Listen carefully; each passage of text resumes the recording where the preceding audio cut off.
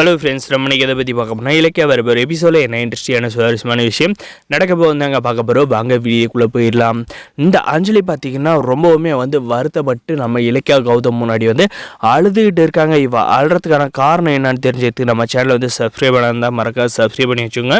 நம்முடைய கௌதம் இலக்கியா அவங்க ஹாஸ்பிட்டலுக்கு வந்தாங்க. அந்த வேலையை முடிச்சுட்டு வரப்போ அட்டை இந்த அஞ்சலி வராங்க.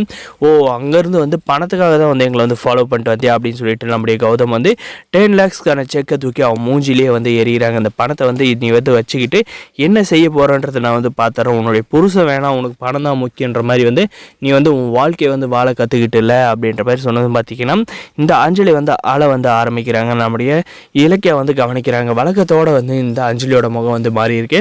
ஏதோ மாற்றம் வந்திருக்குமா அப்படின்ட்டு நம்முடைய கௌதமும் இலக்கியா ஆசைப்பட்ட மாதிரியே கெஞ்ச போகிறாங்க. என்னுடைய வாழ்க்கையை என்கிட்டே திருப்பி எப்படியாவது கொடுத்துருங்க, கார்த்திக் கூட என்னை சேர்த்து வைங்க அப்படின்ற மாதிரி பார்த்திங்கன்னா அவளுடைய அழுகுரல் ஆரம்பிக்கிறாங்க. ஆனால் இது உண்மையாக பொய்யான்றதை நம்ம எப்படி நம்புறதுன்னு தெரியலைங்க. ஏன்னா இப்போதைக்கு பணத்துக்காக கூட இப்படி பண்ணலாம். ஆனால் நம்ம கௌதம் கிட்டே இலக்கிய கிட்டே என்ன சொல்கிறான்னு பார்த்தீங்கன்னா எனக்கு பணம் முக்கியம் இல்லை, நான் எல்லாமே புரிஞ்சுக்கிட்டேன், எனக்கு கார்த்தியை தவிர வேறு எதுவும் முக்கியம் இல்லை அப்படின்ற மாதிரி பார்த்தீங்கன்னா அழுறாங்க. இதை நம்முடைய கௌதமும் நம்ம இலக்கியம் பார்த்திங்கன்னா இவ திடீர்னு இப்படி சொல்கிறான்னா கண்டிப்பாக இதை நான் நம்ப முடியாது.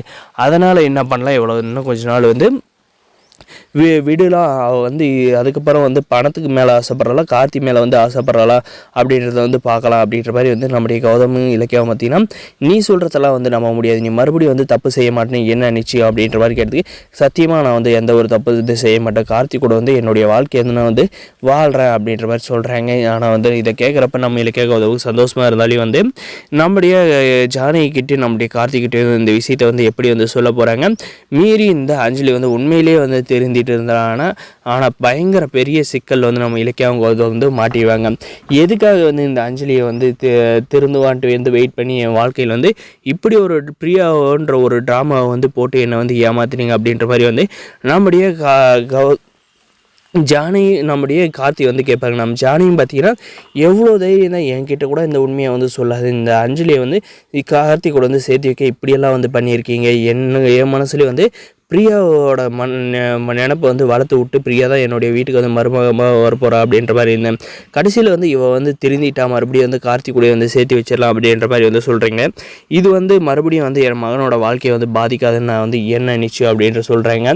இது கண்டிப்பாக இந்த அஞ்சலி தெரிஞ்சிருந்தாலும் இந்த பைரவிக்கு பேரதிர்ச்சியாக இருக்குங்க. இத்தனை நமக்கு கூட்டு சேர்ந்துக்கிட்டு இருந்தால் கடைசியில் இவ்வளவுமே திருந்தி கார்த்தி கூட சேர்ந்துட்டாலே நம்ம என்ன செய்கிறது இதுக்கு மேலே அப்படின்ற மாதிரி தனி மரமாக யோசிக்கவும் போகிறாங்க இந்த பைரவி.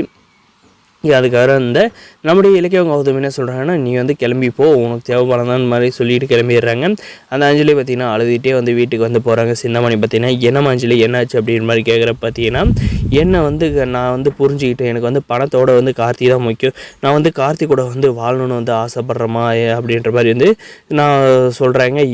என்னடி திடீர்னு அப்படின்றது நான் கௌதம் இலக்கியம் பார்த்தேன். அவங்க ஒருத்தருக்கு ஒருத்தர் எவ்வளோ அந்யோன்யமாக இருக்கான்றது பார்த்து தெரிஞ்சுக்கிட்டேன். அப்போ தான் ஒரு கணவன் மனைவிலாம் எப்படி இருக்கணுன்றத தெரிஞ்சுக்கிட்டேன். அதனால் நான் கார்த்தி கூட சேர்ந்து வாழணும். இதை பற்றி நான் இலக்கிய கௌதம் கிட்ட பேசினப்ப அவங்க பணம் தான் முக்கியம் போடின்ற மாதிரி சொல்லிட்டு போயிட்டாங்கன்னு சொல்கிறாங்க. வரப்போ எபிசோட் மறக்காம சப்ஸ்கிரைப் பண்ணுங்கள்.